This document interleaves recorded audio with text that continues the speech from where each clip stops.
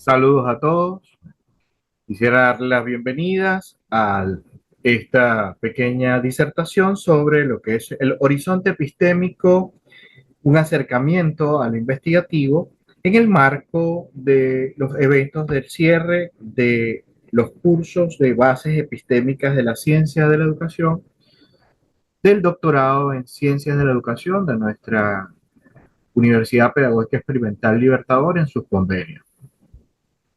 Sin más preámbulo, vamos a comenzar a compartir la presentación que me acompañará durante esta breve disertación.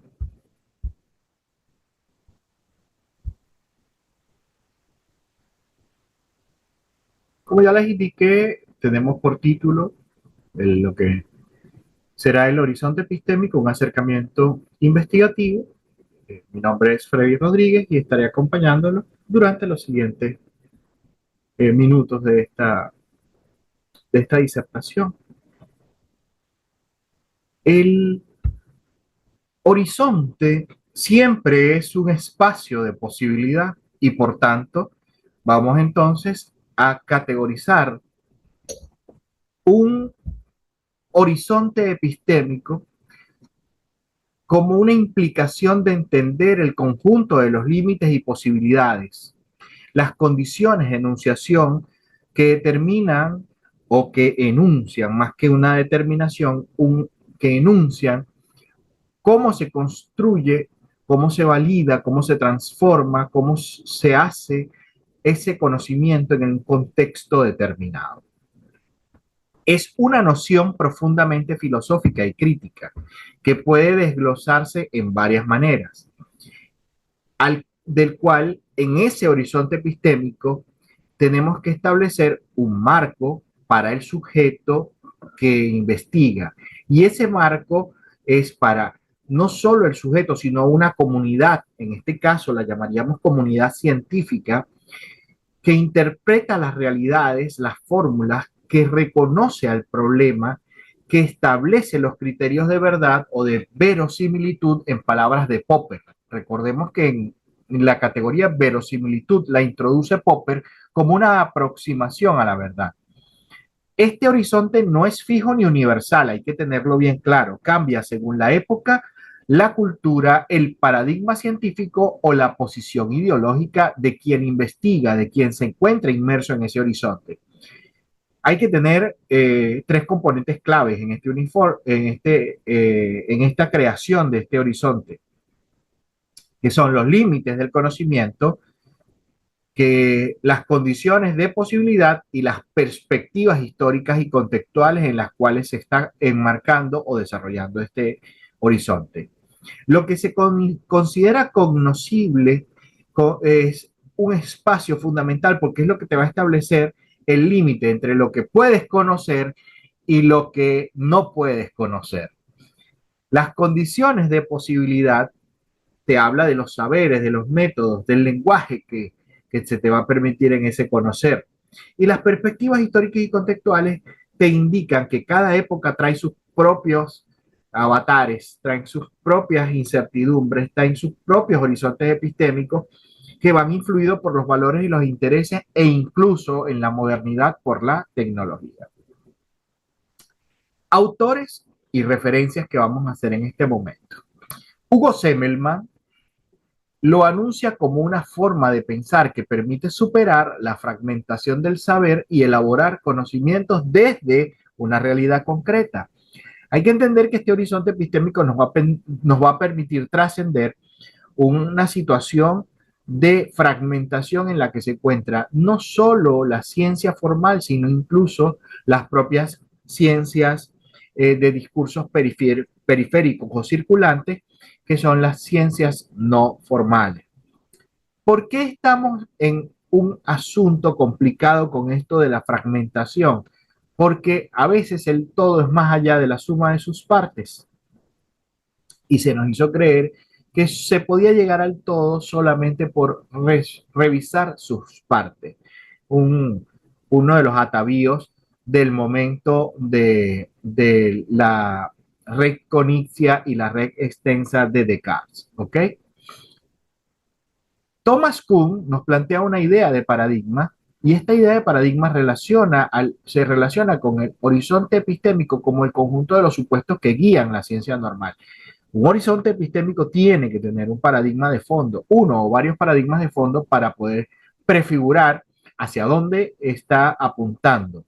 Es la manera de develarlo. Ahora bien, ¿dónde vamos a realmente estar claros de que ese horizonte es signado por ese paradigma?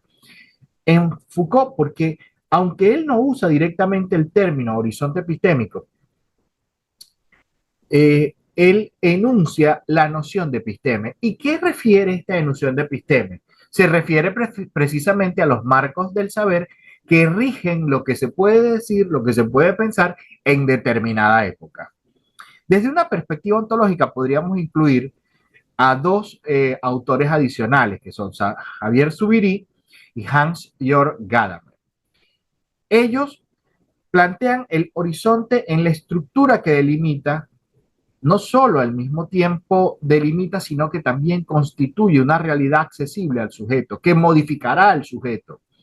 Se describe como una condición que abre al mundo a experiencias y al sentido, que apunta a una plenitud infinita que excede lo aprendido en cada momento de la vida de la formación.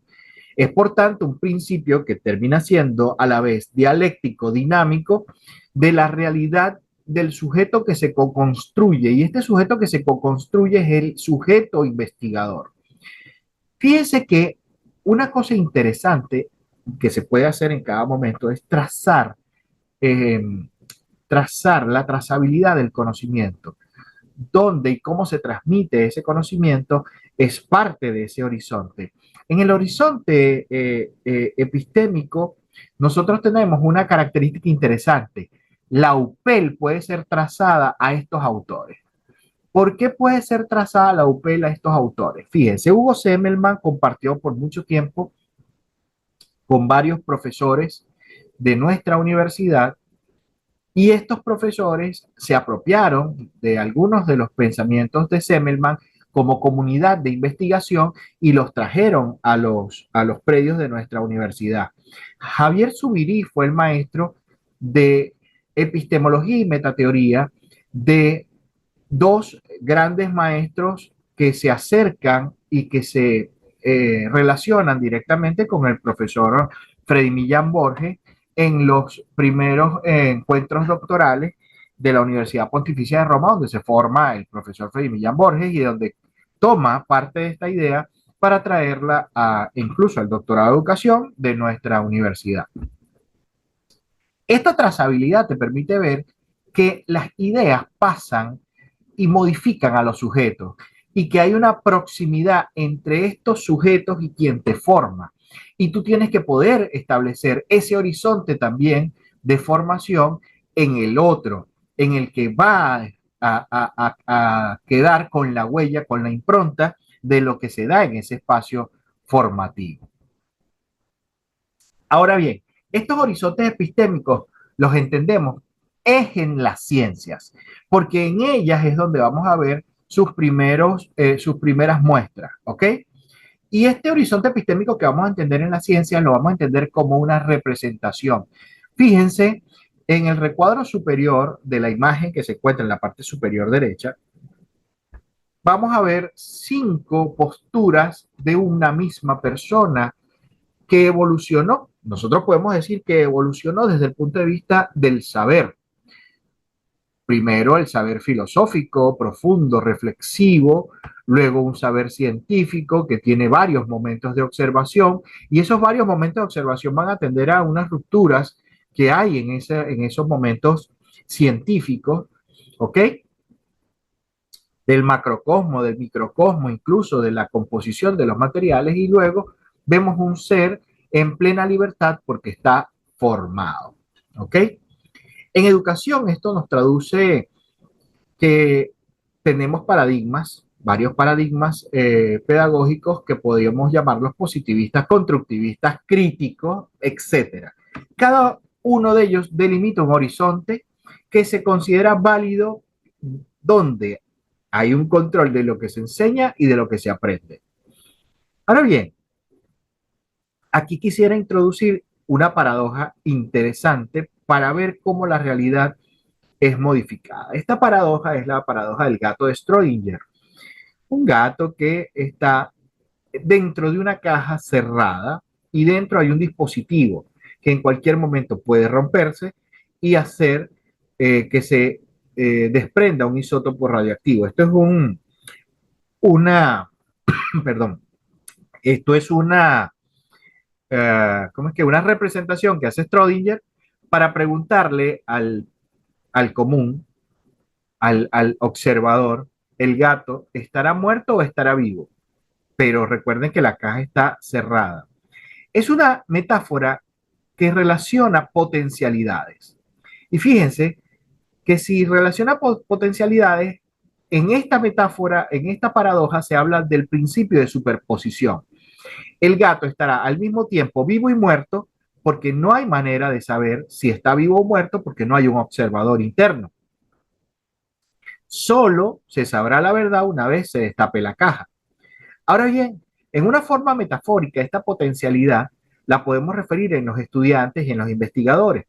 Un estudiante no es una entidad fija, un investigador no es una entidad fija. Son posibilidades abiertas que se concretan según las condiciones del entorno, de las metodologías y de las expectativas, tanto de ellos mismos como de quienes les forman. Entonces, hay una dualidad en el investigador. Ese investigador está y no está investigando al mismo tiempo. Ese investigador está modificándose y no se está modificando al mismo tiempo. Hay que valorar esta paradoja y más adelante vamos a verlo con los quiebres epistémicos. En educación, el horizonte epistémico enmarca tres elementos, por lo menos, que podemos visibilizar hasta ahora, que son qué contenidos se enseñan, qué metodologías se consideran válidas y qué tipo de sujeto se forma. Ese sujeto será crítico, técnico, reproductor.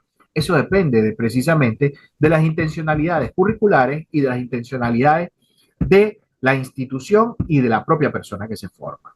Recuerden que estamos signados en dos voces griegas. Una es episteme, la otra es tecné.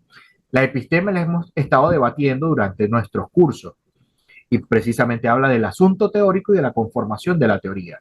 Ahora, la tecné es aquello que nos permitimos hacer, ¿ok? Por eso es que estamos en el debate constante de lo que hacemos y lo que teorizamos. Ahora, las posibilidades y el horizonte te permite preguntarte qué futuro podemos construir. La educación, recuerden que no es un proceso ni lineal ni determinista, que al igual que la mecánica cuántica, el acto de observar lo modifica. O sea, de cómo tú contemplas esa realidad, ya estás modificándola. Eso es lo que te dice Gadamer. Eso es lo que te agrega Gadamer en el proceso de enseñanza, en el proceso de investigación. Gadamer te dice, epa, a ti te va a modificar ese proceso porque tú eres parte del mismo. Entonces, tú tienes que estar claro que el proceso de observar, que es evaluar, enseñar, intervenir, influye en el resultado. Esto abre una puerta a una pedagogía de la incertidumbre, donde el docente no impone una única verdad, sino que también facilita el emerger, el brotar de múltiples trayectorias y de múltiples aprendizajes. Como investigadores, ustedes deben dar cuenta precisamente de esa multiplicidad de situaciones. Ahora bien, vamos a apropiarnos de dos posturas de dos escritores que son de mi gusto particular, que son Carlos Escliar, filósofo y pedagogo argentino, que reflexiona sobre la educación desde una perspectiva de la ética, la estética y, y una perspectiva epistémica. Su obra invita a repensar el lugar del sujeto en los procesos educativos y los límites del conocimiento escolar. O sea, las preguntas que pues, se pueden investigar en estos momentos son hacia dónde está apuntando estos procesos educativos, cuáles son los nuevos límites, límites que van a prefigurar un nuevo horizonte. Boaventura de Sousa Santos, que es un sociólogo portugués que presentó la epistemología del sur, Latinoamérica, y ahí como un dato interesante, en aquello de la trazabilidad, Boaventura de Sousa Santos nos acompañó por mucho tiempo acá en Venezuela. Habla de un epistemicidio, es decir, las teorías propias de nuestra tierra no han sido validadas ni consideradas por el resto del mundo occidental. Estamos dejando pasar un interesante momento al revisar eso que nosotros construimos como talante de un nuevo saber, eso que ustedes están construyendo en cada una de sus investigaciones que han realizado hasta ahora y lo que construirán en sus posibles tesis doctorales. Su enfoque amplía el horizonte epistémico. O sea, ampliar el horizonte epistémico es considerar nuevos discursos. No solamente el discurso dominante, sino ver cuál es el discurso periférico, porque posiblemente de ese discurso periférico surja un nuevo discurso dominante. Recuerden que Kuhn plantea que los paradigmas son rebasados precisamente por rupturas temporales, por transferencias, por apropiamiento de nuevos espacios, de nuevos modos de ver. Ahora bien, ustedes se preguntarán, ¿y qué tiene que ver el mar y el cielo con esto que estamos discutiendo? Hay un bolero del cual hemos estado haciendo mucho estudio por lo que significa, por lo que aporta, por lo que trae a los conceptos de la educación, pero fíjense que en este caso lo vamos a copiar como una metáfora del horizonte. En ese horizonte nosotros estamos viendo dos, dos entidades diferentes. Una es el cielo y el otro es el mar. El poema como tal habla de una despedida donde hay que poner distancia. Sin embargo, a mí me llama poderosamente la atención el verso 2 y el verso 3. Fíjense que en el verso 2 dice, el mar y el cielo se ven igual de azules y en la distancia parece que se unen. Allí está la composición de ese horizonte. Eso es lo que nosotros como investigadores podríamos estar viendo en determinado momento. Un par de entidades que se están uniendo en ese horizonte que estamos construyendo.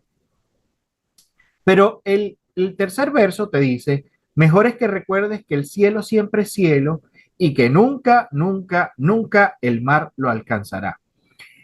Allí sabemos que son ya un contenido epistémico porque hay ya la teoría clara de la diferenciación de posicionamiento de las dos entidades que estamos eh, referenciando. Sin embargo, hay una manera de que ellas se alcancen, que es precisamente en los procesos de teorización que el sujeto va a transmitir en la medida de que él interprete qué es lo que está sucediendo con ese horizonte y esas dos entidades. Esto a la luz de esta nueva imagen que les presento, de un mismo sujeto viendo tres momentos distintos, que incluso pueden ser tres sujetos distintos, que están viendo un mismo objeto, pero que se están creando imaginarios distintos por la posición en la que observan. ¿Ok? Entonces, imaginemos esa caja que en la parte superior tiene un sticker como el que está viendo el señor, en la parte frontal y en la parte inferior, y cada uno le genera un imaginario distinto. Fíjense estos cinco postulados que vamos a tener que mantener en cuenta cada vez que queramos observar el asunto de hacia dónde apunta la observación. Uno, enriquecimiento del conocimiento. Cada perspectiva aporta datos, interpretaciones y experiencias distintas. Es decir, un mismo fenómeno puede ser visto desde varios ángulos y les va a aportar a la construcción posterior. La reducción de los sesgos es una ganancia inmediata en el punto 2, o sea, voces diversas ayudan a identificar y a corregir los prejuicios metodológicos y culturales que podrías estar manteniendo incluso por cuestionamientos de las ideologías. Relevancia social y cultural. Las investigaciones que consideran múltiples puntos de vista, son más inclusivas y más representativas que aquellas que simplemente se enfocan en demostrar una única verdad. Hay un estímulo del pensamiento crítico que contrasta las ideas y obliga a cuestionar los supuestos. Se puede con ello justificar argumentos con mayor rigor y de manera de fomentar la dialéctica entre las disciplinas, las teorías y los enfoques. Y por último, la innovación y la creatividad, la diversidad de perspectivas siempre abre caminos a las soluciones originales. Soluciones originales parten precisamente de visiones inesperadas. Bueno, llega el momento de tener en cuenta los saltos epistémicos de los que habla Kuhn. Y volvemos a la paradoja de Schrödinger y el gatico que está en esa caja. Ahora, vamos a suponer por un instante que estamos con una visión interna a la caja. Y ahora tenemos un gato que está recostado en una esquina, que no sabemos si tiene los ojos abiertos o los ojos cerrados, y entonces agregamos dos nuevas condiciones. La primera condición era si estaba vivo o si estaba muerto, y ahora podemos preguntarnos si está despierto o está dormido. Ahí es donde empieza el asunto de la paradoja de Schrödinger. El sujeto, en su interpretación, es el que dará cuenta cuánticamente de una realidad que está eh, construyendo. Ahora, ustedes dicen, un fenómeno cuántico, ¿cómo afecta la educación? Bueno, vamos a ver cómo afectaron todos los quiebres epistémicos que han existido a la educación. Vamos a comenzar por la relatividad. El origen es la teoría física desarrollada por Albert Einstein. La idea central es que el espacio y el tiempo no son absolutos, dependen del observador y de su movimiento. El impacto transformó la física, pero también influyó en la filosofía, mostrando que el conocimiento depende del marco de referencia. Eso evidentemente afecta a cualquier investigador, porque el marco de referencia será fundamentalmente el marco ahora de lo que usted considera observable e investigable. Indeterminación como segundo quiebre epistémico. El origen está en el principio de Heisenberg de la mecánica cuántica. La idea central: no se puede conocer con precisión simultánea la posición y la velocidad de una partícula atómica. Las implicaciones: introduce el azar, la probabilidad en la base de la realidad física, desafiando el determinismo clásico.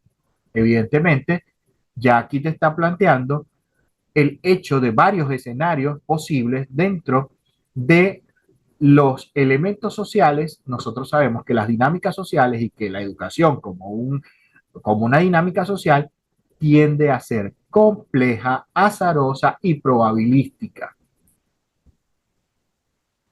La complementariedad, el origen lo tenemos en Niels Bohr y es de la física cuántica también, y te genera que, como idea central, que dos descripciones aparentemente contradictorias, como la onda y la partícula, pueden ser necesariamente compatibles y complementarias para entender un fenómeno. En este caso, el fenómeno que se estudiaba era la luz, ¿ok? Que se determinó en cierto momento que era una partícula y después otro investigador determinó que que se comportaba como una onda, y la complementariedad dijo no, se comporta como onda y como partícula. Como un dato interesante, recibe premio Nobel quien dice que es una partícula, recibe premio Nobel quien dice que es una onda, pero no recibe el premio Nobel quien dijo que eran las dos cosas al mismo tiempo. En epistemología, esta complementariedad sugiere que distintas perspectivas pueden ser válidas y necesarias para comprender una realidad. ¿Ok? Las estructuras disipativas de Ilya Prigogine, premio Nobel de la Química también, por su idea central que son los sistemas abiertos que pueden generar un orden a partir del caos cuando intercambian energía con los entornos. Fíjense que este orden de la estructura disipativa orden a partir del caos, se utilizó con ejemplos para medir el clima, la evolución biológica, pero también el pensamiento humano. Prigogine, en una entrevista que le realiza un periodista francés, de nombre creo que es Jacques Marquens, eh, plantea que los seres humanos ya deberíamos tratar de presentar investigaciones como predicciones de clima, que no duren más allá de 72 horas.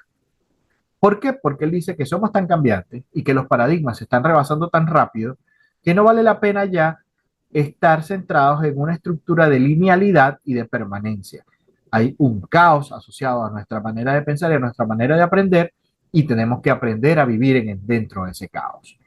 Todo este quiebre epistémico genera una nueva interpretación de paradigmas que nos las presenta Morán, y ese filósofo francés nos indica en su idea central que la complejidad como enfoque para entender la realidad integra no solo lo físico o lo biológico, sino que también agrega lo social y lo cultural. Ahora bien, ¿qué propone? ¿Cuál es la propuesta de Morán con este nuevo paradigma? Bueno, tenemos que buscar superar la fragmentación del conocimiento y aceptar la incertidumbre, la contradicción y la interconexión entre los saberes. Esto lo plantea a través de los itinerarios. ¿Y qué es un itinerario? Es una interpretación posible que podríamos dar del contexto de Morán en ese espacio de la complejidad, y es que los itinerarios representan los caminos del pensamiento, del conocimiento o de la vida. La idea clave es que no hay una única vía y el saber se construye en trayectorias múltiples, abiertas y no lineales.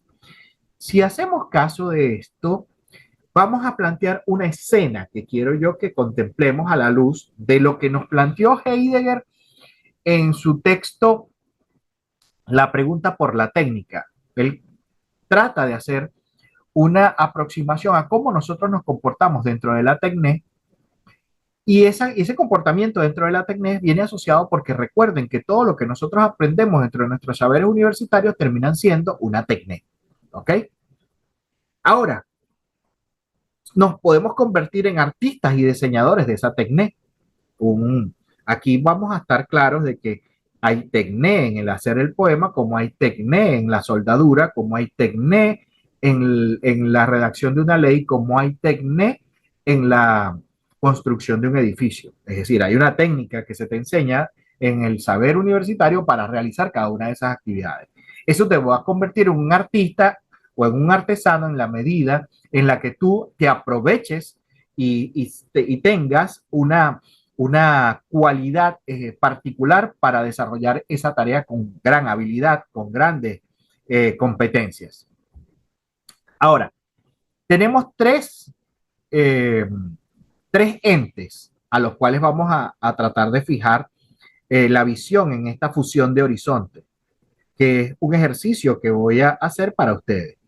El artista o diseñador, la obra de arte o el objeto, y el último ente es el receptor o el espectador. Fíjense que yo estoy diciendo artista y diseñador, pero también podría estar diciendo investigador de la tesis doctoral o artículo de investigación y receptor o espectador. Ahora, ¿dónde está la fusión de los horizontes? El espacio hermenéutico epistémico que se desarrolla entre ellos, que es un encuentro entre el artista y el objeto, ¿ok? Porque la primera relación es investigador y su obra, y luego viene entre el diseño, el objeto, la tesis doctoral y su lector, que puede llamarse jurado evaluador, como puede llamarse tutor, como puede llamarse público en general, en el cual se recrea. ¿Dónde se recrea? Y ese en el cual que estoy diciendo, en la obra de arte, objeto o tesis doctoral, se recrea la experiencia del artista, investigador, mediante la reflexión que se realiza y se realiza un juicio. En este caso puede ser un juicio de valor, un juicio de evaluación. Ahora bien, ¿y esa fusión de horizontes será única? No. Fíjense, porque único tampoco es el discurso. Un, si lo vemos de manera cuantificada, un artista o un diseñador no entrega un único producto, entrega varios. Y fíjate que en este caso, un investigador de una tesis doctoral te entrega la tesis como documento escrito, pero también te va a entregar un discurso oral en el momento que presenta su tesis y también te incluye un discurso visual porque se hace acompañar de ciertas condiciones. Esto que yo les estoy presentando a ustedes, las diapositivas tienen un discurso y yo por supuesto tengo un discurso oral en el cual voy tratando de dar cuenta de qué les quise decir también con las diapositivas. Entonces, a veces ese espacio hermenéutico epistémico requiere precisamente del contacto entre los entes para la clarificación de ese sentido interpretativo hermenéutico que está, de esa teoría que subyace, de la intencionalidad de cómo yo diseñé este discurso para ustedes y de cómo ustedes lo están percibiendo. Estamos haciendo en este momento una fusión de nuestros horizontes. Ustedes tenían una expectativa de lo que se estaba diciendo acá y yo tengo una idea de cómo creo yo que se les iba a presentar. Este juego incluso lo pueden reproducir ustedes para la construcción de cada uno de sus trabajos doctorales. Para concluir, hablemos de posibilidades. Y para hablar de posibilidades me gustaría que buscaran, está en PDF, se puede conseguir en las redes, la evolución creadora de el filósofo Henri Bergson. Habla, ojo, y aquí voy a hacer una aclaratoria. Hay cosas que se atribuyen a ciertos autores y no están textualmente presentados por ellos en los textos en los que se refieren. ¿Ok? Esta aproximación que les voy a hacer de las imágenes de una bala y una granada, se encuentra la referencia en la evolución creadora de Henri Bergson. Sin embargo, fíjense, a Freire se le atribuye una expresión como que nadie enseña y nadie aprende, y eso no está textual, literal en ninguna de las obras de Freire. A, a la obra del Quijote se le atribuye aquello de que ¿por qué ladran los perros? Porque avanzamos, eso tampoco está literalmente en el Quijote. Entonces, literalmente, como yo se los voy a presentar acá, no está en Henri Bergson el, el, la interpretación metafórica que él hace, está. Lo que no está es literalmente que hay gente que dice que el pensamiento no debe ser una bala, sino una granada. No, cuidado con eso, ¿ok? ¿Qué hace Henri Bergson? Henri Bergson se basa en el hecho de que la bala tiene una trayectoria única y determinable, ¿ok? Que solamente es modificable por dos factores. Una trayectoria de una bala se modifica por el peso propio de la bala y por la atracción de gravedad de la Tierra. Por eso es que tiene una trayectoria que se podría llamar parabólica u oblicua, ¿ok? Pero trayectoria al fin, una trayectoria que es determinable y que puede ser calculada. Una granada, cuando se fragmenta, no lo tiene. No hay una trayectoria predecible. Por eso es que selecciono esta imagen que tenemos a la izquierda de una persona con un pensamiento proyectado en varias fracciones hacia muchos lados. Es decir, en resumen, Bergson usa la metáfora de la bala y la granada para destacar la diferencia entre un cambio lineal, predecible y único, que es la bala, y un cambio múltiple, explosivo y fragmentado, que es la granada. Se caracterizan ciertos procesos vitales y evolutivos precisamente de esa manera. Nuestra manera de ver cómo evolucionar a partir de las posibilidades, a partir de los horizontes de fusión, a partir de los horizontes epistémicos, es poder considerar un cambio múltiple, un cambio explosivo, un cambio fragmentado. Esto le da la razón también a Thomas Kuhn cuando dice, los cambios son abruptos, son rupturas, no necesariamente están predestinados ni preestablecidos. Y ya lo pudieron ver con cada uno de los quiebres epistémicos que se plantearon. Me tomé la libertad de escribir el siguiente texto para cerrar esta intervención con ustedes. Dice así: y así al final del camino recorrido, nos detenemos frente al horizonte, no como quien concluye, sino como quien comienza a mirar con otros ojos. La vocación no es una línea recta ni un mapa trazado con precisión. Es un paisaje abierto, un territorio por explorar, una geografía de preguntas que se despliegan como montañas, ríos, valles y cielos cambiantes. Los horizontes epistemológicos no son límites, sino promesas. Son el azul lejano que nos invita a seguir andando y a desear saber más, a escuchar otras voces, a abrazar otras formas de comprender. Cada mirada, cada enfoque, cada saber que se suma transforma el paisaje, lo vuelve más fértil, más diverso, más humano. Investigar es amar el paisaje del conocimiento científico, es detenerse ante una flor que nadie había nombrado, es cruzar un puente que otros temieron construir, es sentarse junto al fuego de una comunidad que cuenta su historia en susurros. Es sobre todo aprender a mirar con ternura y con asombro, que nunca falte el deseo de caminar hacia ese horizonte, que la investigación educativa sea siempre un viaje compartido, una travesía que nos enseñe que el saber no se conquista, se cultiva y que como todo paisaje que se ama, se cuida, se respeta y se deja florecer. Tengan todos entonces de mi parte un fuerte abrazo y espero sea de provecho el material discutido. Que estén muy bien, hasta luego. En una próxima oportunidad esperemos poder ahondar en cualquiera de estos temas que son sumamente interesantes. Agradecido.